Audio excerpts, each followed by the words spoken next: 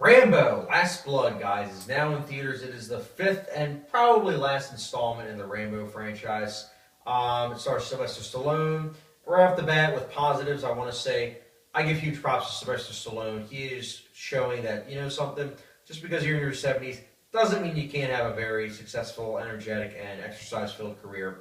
Because, man, you are doing a good job as being an action hero. Let me tell you, I love the idea of a 70-plus-year-old man being an action star. Absolutely love it. So right off the bat, giving the movie props for that. But yeah, Rambo Last Blood, I was excited for that alone.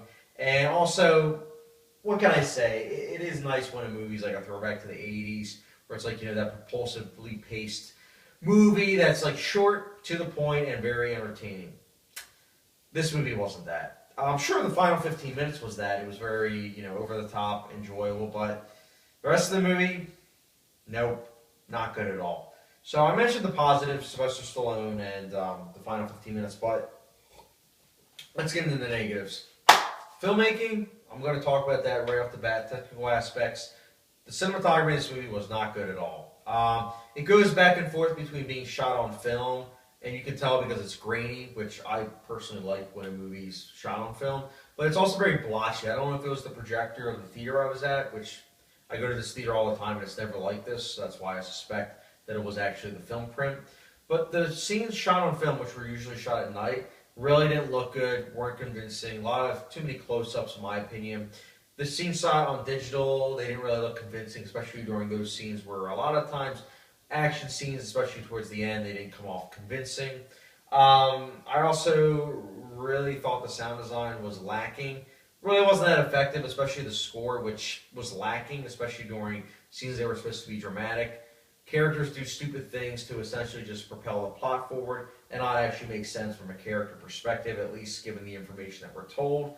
And also, this movie is very tone deaf and also very, I don't want to say dangerous, but like, this is a movie that I feel like it is, and I'm not getting political, I promise I'm not, but I'm just saying what this audience is essentially. It is essentially a movie that is geared towards right-wing members.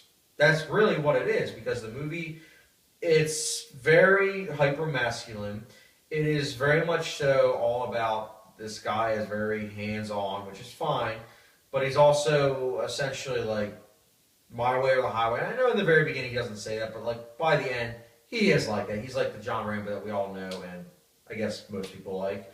But and not just that, this movie also is very insensitive, I would say, to Mexican culture and just sex trafficking in general. Like, I know I'm not saying the correlation between the two, but the movie is clearly saying that there's a correlation between the two, because the movie doesn't really show the perspective.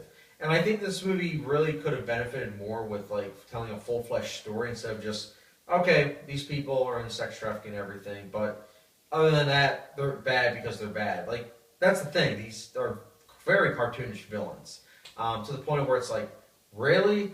And also, this movie is like, again, when I said right wing, I also meant the fact that the movie is perfectly fine with showing very horrific violence at times, but God forbid we see any nudity, because there's one scene where literally, there's one scene in a movie that doesn't show violence, and it's because it would have involved nudity.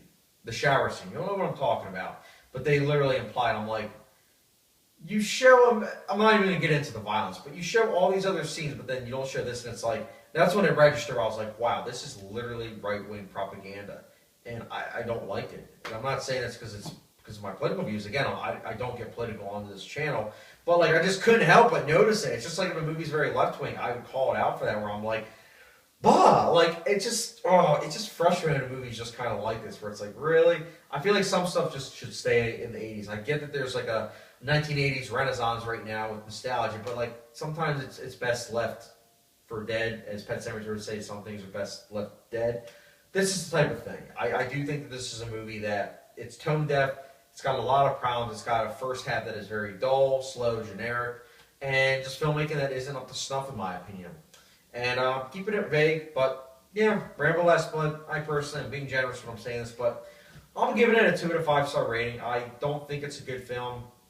I think audiences will dig it because, if you like action movies, if you like big dumb action, you're in for a treat with the final 15 minutes. The rest of the movie you'll probably think is original, but what do I know? But anyways, guys, Rambo Last Blood. Sorry for the rant and everything. It's just couldn't help it. I noticed it, you know, and if I notice it in a movie, whether it be a dumb action movie or a dramatic Best Picture nominee, I just call it how I see it. You know, what can I say? So, Rambo Last Blood, though, what did you guys think about it? Did you like it? Did you not?